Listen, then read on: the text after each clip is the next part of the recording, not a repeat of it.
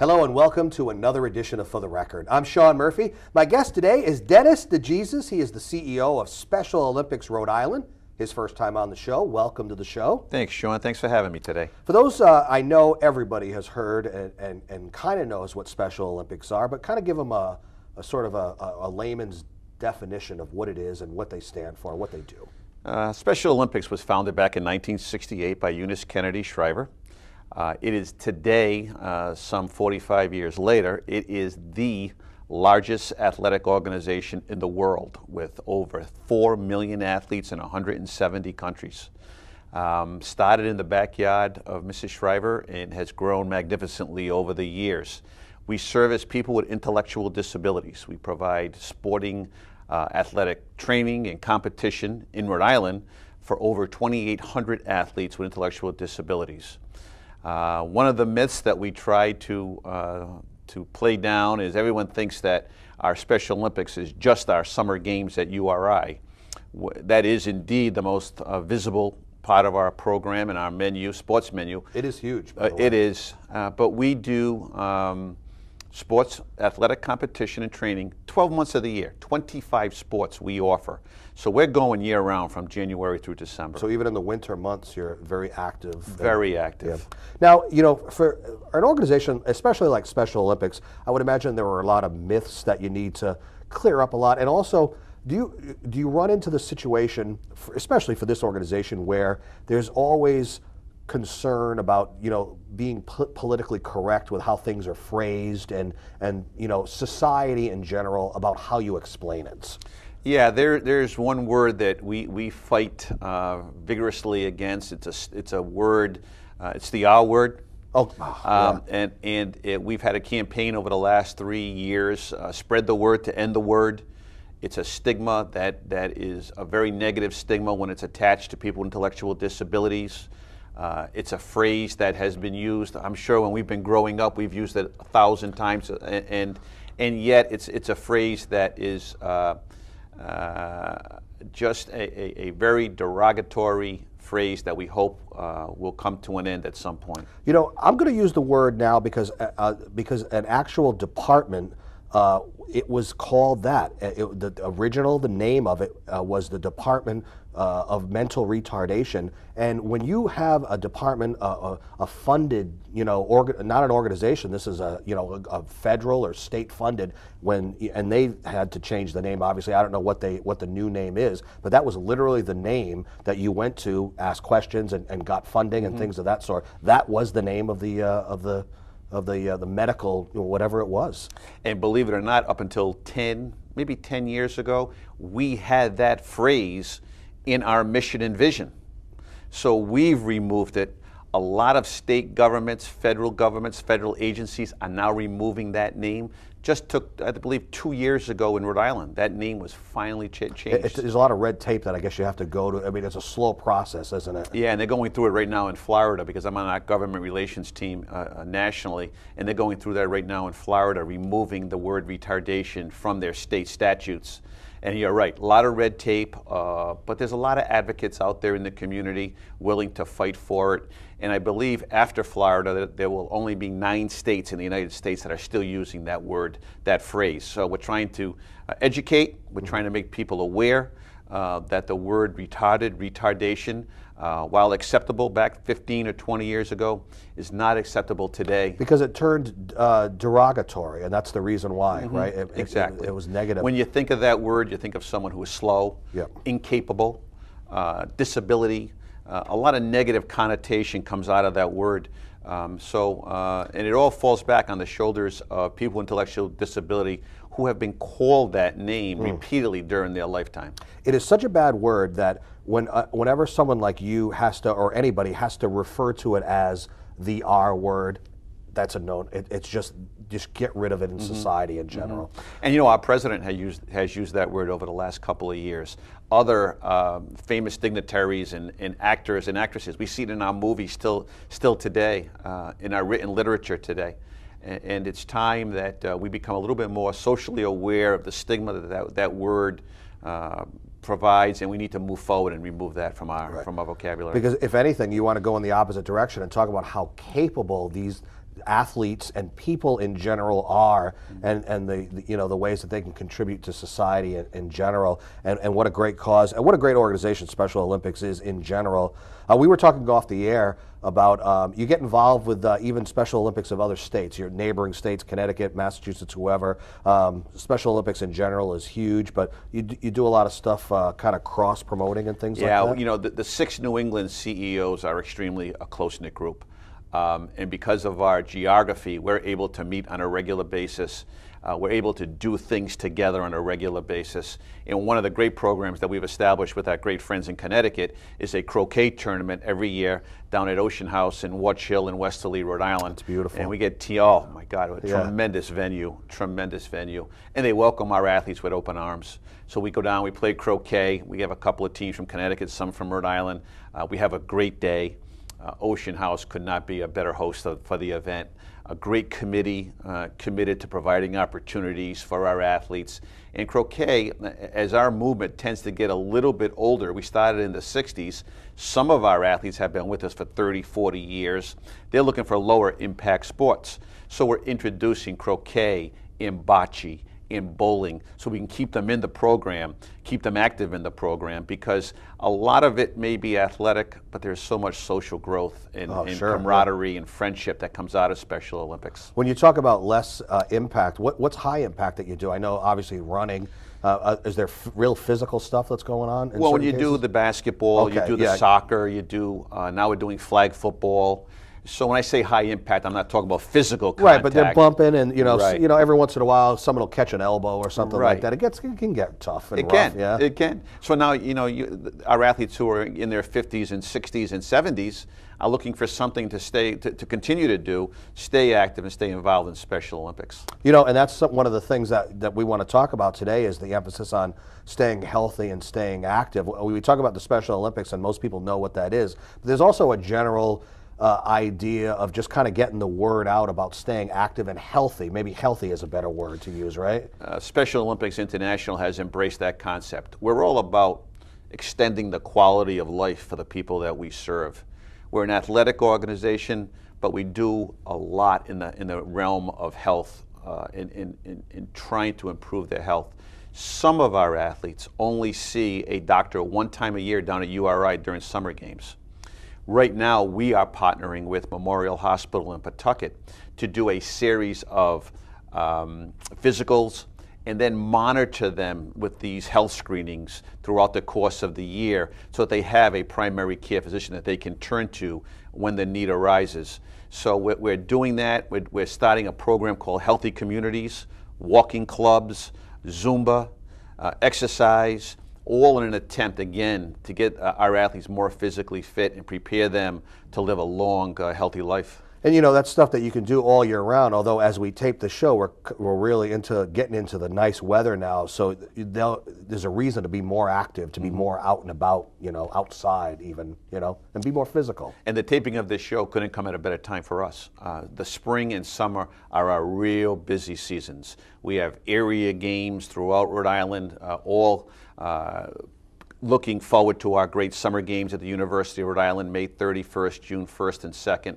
So the springtime is the busiest time of year as our athletes are really getting motivated and getting up and participating in spring and summer events.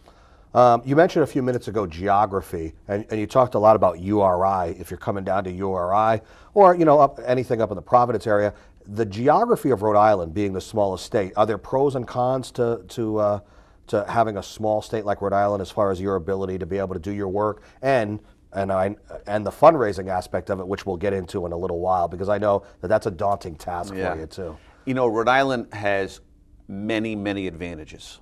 The advantages that we have are we have some outstanding media partners that really embrace our mission and our vision. So the support that we get throughout the state allows us to be very, very visible, allows us to be on TV for a number of our events, allows us in the press for a number of our events. That's huge to get the word out. It is, because public awareness of what we're trying to do then, as you well know, translates into fundraising. That's right. So that visibility and that ability to get our story out and get our story about our athletes out leads to some great opportunities for us financially. So the compact nature of our state is a true advantage for extending and getting the word out about our mission and vision. Special Olympics in other states, especially in large states, can they handle the whole state, or do they have to break it up into sections of the state? Obviously, you can handle Rhode Island, right? Yeah, most of them, many of the larger states are broken into regions and districts. So it's not uncommon, for example, our good friends down in Texas may have 10 regional offices. Wow. Yeah. A central office, I believe, in Fort Worth, and then they have regional offices throughout the state because they have to make sure they go out and reach out to all those different athlete populations. Massachusetts, I believe, has 2. They have a central location in Marlborough, and they have something on the eastern part of the state and on the western part of the state. New York also. The rest of us, New Hampshire, Maine, Vermont, Connecticut, Rhode Island all have just one. It seems like New England could be, like you could have the different states be the regions, and New England is almost like a state, you know? Clearly, we could do that based on, the only state that has 2 distinct different programs is California. They have a northern and a Rhode Island, Well, that's northern and southern. Big drive, you know, going up and down that Pacific Coast Highway there. You know, we were talking a little bit off the air about the times that we live in now, and we might as well get into some fundraising issues too. Most people would say that I guess we're kind of coming out of the recession now, and there's a light at the end of the tunnel. But during that time, even people were willing and able to, in some way, give or help out for Special Olympics, whether it's through volunteering or some kind of financial means. We have the backbone of Special Olympics Rhode Island is our volunteers. Make no mistake about it. We can't do anything that we do on the scale that we do without a strong volunteer base. We have a staff of 10 people. So in order for us to put on summer games at URI, where we're inviting 1,400 athletes to stay the weekend at URI. That's a daunting task there. It is. It is. You need a good 1,500 to 1,800 volunteers. Corporate Rhode Island turns out, individuals turn out, high schools turn out, all in a weekend of camaraderie and fun and sports competition. We can't do it without our volunteers. A lot of them returning from previous times, yeah. Absolutely. We always say about Special Olympics, if we get you to an event, we got you hooked. Yeah. You're coming back. Yeah. Make no mistake, because when you leave after your shift and you're done and you walk to your car, you realize you just did something really, really good for the people that you're serving and for yourself as well. So a lot of them are repeat. As far as fundraising goes, we have a $1.2 million budget. Again, 2,800 athletes, 25 sports year-round that we have to fund. So we're busy. In corporate Rhode Island, individual giving may have been down over the last few years because of the recession. But as we talked about off air, the group that may have given you $5,000 may be down to $2,500. But they didn't stop giving, and they just gave a little less. Excellent point. They may have given a little bit less. And we find that among our donors as well. And I get on the phone, usually I get a list once a month of donors who give us $75 or more, and I call, I reach out to say thank you for their donation. And you know, what they say is, I wish I could give more. I wish I could do more. But that $75 donation is just as important as some of the big donations that we have. We have some incredible partners, the Credit Union Association of Rhode Island, CVS Caremark, Dunkin' Donuts, Textron, Navigant Credit Union, and the list goes on of corporate sponsors who continue year in and year out, support our athletes. Even during the recession. Even during the recession, not only financially, but with volunteers as well. About 5 years ago, our board of directors decided it's time to build a new building for Special Olympics. We were in a two-story business office building in Warwick, Rhode Island. Wasn't handicap accessible. Couldn't welcome in athletes. 5 years ago, our board said, the time is right. Let's raise the money. Let's go out and build a new complex. Then the recession hit.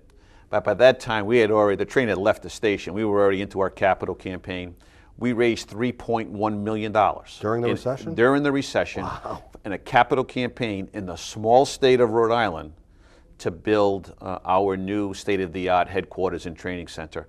And I think that speaks to what people really think about Special Olympics and the good work that we're doing and how committed people are to the athletes, those with intellectual disabilities, in helping them improve their quality of life. You know, obviously, you know, you have to do campaigning, fundraising, and reach out to people, but is Special Olympics such a staple name where there are people that would just, you don't even have to ask, they just automatically give in whatever way they can year after year? Tremendous history, tremendous legacy. People with intellectual disabilities now live in our community. They work in our community. They go to school in our community. 50, 40 years ago, you know, they were the ones in the classroom at the end of the corridor that came out for lunch and went back into their classroom. Those days are gone, thank God. No more. They're into group homes. And again, they're in our markets and they're part of our community. And I think people recognize the contributions that they make. So with that, I think that Special Olympics, as you have said, is such a staple. Very, very fortunate. No black eyes, no scandals to think of or to say.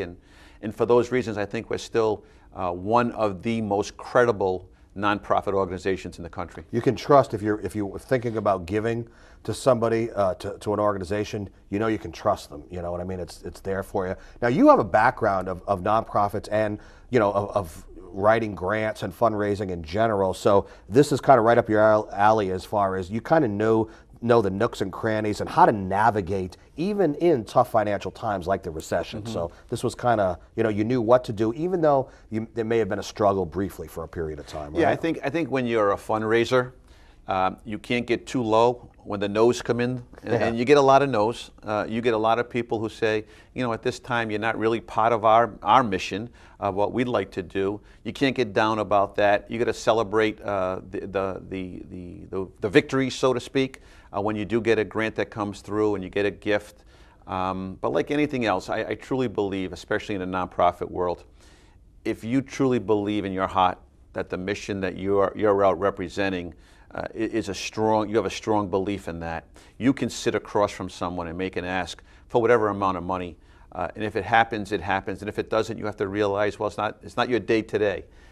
But Special Olympics, that mission is so strong in people's hearts and people's minds that it's not really that tough a sell, even in a recession. Very true. You definitely have that advantage. And even if, you know, you may get a corporate sponsor that drops out, you may be pleasantly surprised you pick somebody new along the way. Right? And that happens. As a result of our capital campaign, we raised $3 million. New people came to the table willing to make a donation. And now we're taking those people who have made that capital campaign donation and asking them to stay on board and help us with our operating expenses. And the success rate is close to 90% of those people who are still willing to maintain their relationship and their partnership with Special Olympics Rhode Island. I want to talk about some things that we want to make sure we get to today, like Project Unify. What is it? An amazing program. Project Unify started 4 years ago. It was federally funded from a grant from the United States Congress. It brings high school athletics into our high schools. Competitive basketball, competitive volleyball. In basketball, 3 of our athletes playing alongside of 2 partners. In volleyball, 4 Special Olympic athletes, 4 partners playing competitively against other schools. Athletes with intellectual disabilities for the first time wearing their school colors. For the first time. Usually someone with a disability was maybe the last player on their JV team or barely had an opportunity to try out for varsity sports. Now they're wearing their school colors for the first time. Had a young man, first year, Smithfield High School, wins the state championship. Afterwards, we had an athlete on a radio show, he and I, talking about the experience. He was a tremendous athlete, 6'2", 6'3", could score, and really tremendous. So the moderator said to him, you won state championship, gold medal, jackets. What was the best part of the experience? He said, that's easy, the bus rides. Nice. The moderator said, the bus rides? Yeah. I could talk with my partners. We could talk about things we had in common. We'd put the radio on. We'd have something to eat and drink. Sometimes the sports aspect is not the most important. It's that camaraderie, right? Camaraderie. It's that connection that you make with other people in your school. And I think that's what Project Unify is doing. It's transforming school communities. It's telling people in the school, or educating people in the school, that people with intellectual disabilities can obtain a level of excellence, whether it be in the classroom or on the athletic floor. So it started with 10 high schools back 4 years ago. I'm proud to say we now have 30 high schools in Rhode Island playing high school basketball, and another 10 middle schools playing basketball, and again, in a unified setting. 3 athletes, 2 partners, and those partners are not basketball players. Right. They could be on the Honor Society, they could be the president of the student council, they could be on the wherever they come from. They just want to play basketball with their friends who are athletes with intellectual disabilities. Tremendous success story. Wow. And you know what? And that's a story that you can tell. And that's another example of what you said. Once we get you involved, we know we have you hooked, and they're going to want to come back. They're going to want to be involved in some way, shape, or form. And I think those partners, you know, we had an interesting school assembly one day, and a partner got up and said, "I was a bully. I was on the other side. I was a bully. I was the one making fun of people with intellectual disabilities, and I'm ashamed of it. I'm ashamed of my past performance. And now through this Project Unified program, I've come to realize the great potential that people have with intellectual disabilities and the things that they can achieve." So not only are we transforming the lives of our athletes, but certainly transforming the life of partners. Had coaches come to us who have said, "I've coached in high school athletics for 30 years. This is the most rewarding thing I've ever done." So it's working. You know, before we run out of time, I want to give you the opportunity to maybe promote some of the specific events that you may have coming up. And depending on when you're watching this, maybe one of the events has gone by already. But we would steer you to the website so that you can see a list of all the events coming up, fundraising and other activities, and you can be involved in it. We'll put the graphic up on the screen for the website. But talk about some of the events specifically. Like I said, spring is a very busy time for us. So on April 27th, we're going to be at Bishop Henrican High School, right in the middle of the state, Warwick, Rhode Island, for our Southern Area Games. These are athletes from the Southern programs who are going to come together and compete, trying to qualify for our state tournament at Bishop Henrican, at URI. On May 4th, we then go to Bryant University for the Northern Rhode Island Games. Same format, teams from Northern Rhode Island will come, athletes will participate, hoping to qualify for their summer games at the University of Rhode Island. I talk about URI, it's the highlight of our year. Our athletes in January start talking about URI, and they'll start saying to me, "Are you coming down to URI?" For many of them, it's their only opportunity for a vacation, to get away from their group home or get away from their home for a year, for a little bit of a extended break. URI is a 3-day, May 31st, June 1st, June 2nd. We'll have over 1,400 athletes participate, close to 1,800 volunteers. It's our whole community coming together. Sponsors, volunteers, athletes, coaches, family, friends, all coming together to support the great athletes of Special Olympics Rhode Island. Like you said, everything is on our website. What is the website? www.specialolympicsri.org. All of our fundraising events, all of our sporting events. And if anyone is out there who would like to make a donation to Special Olympics Rhode Island, call me directly. I would love to take your call and talk to you a little bit about the great things we have going on. 401-349-4900.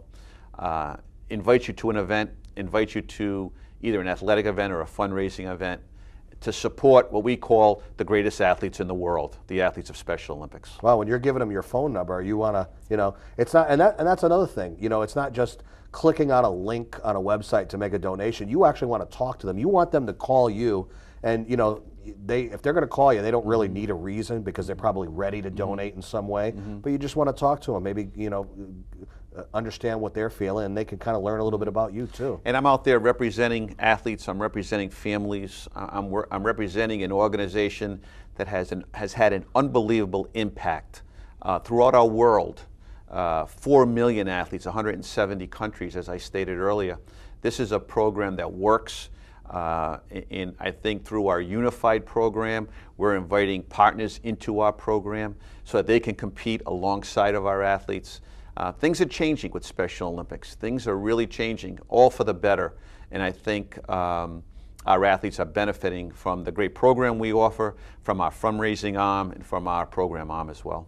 Well, Dennis DeJesus, CEO of Special Olympics Rhode Island, it's been a great show. You're very smooth. You know, you're as CEO. Apparently, you're also the de facto PR person, because I know that you do your own TV show too. So, but it's a pleasure having you on the show. Thanks. Sean, thank you for the opportunity. Thank you for the opportunity to get our word out on this network to people throughout Rhode Island. And again, if anyone needs further information, our website, I'm sure you will post.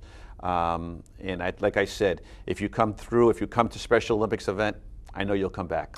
And that's our show for today. You can see this and many shows on our YouTube site.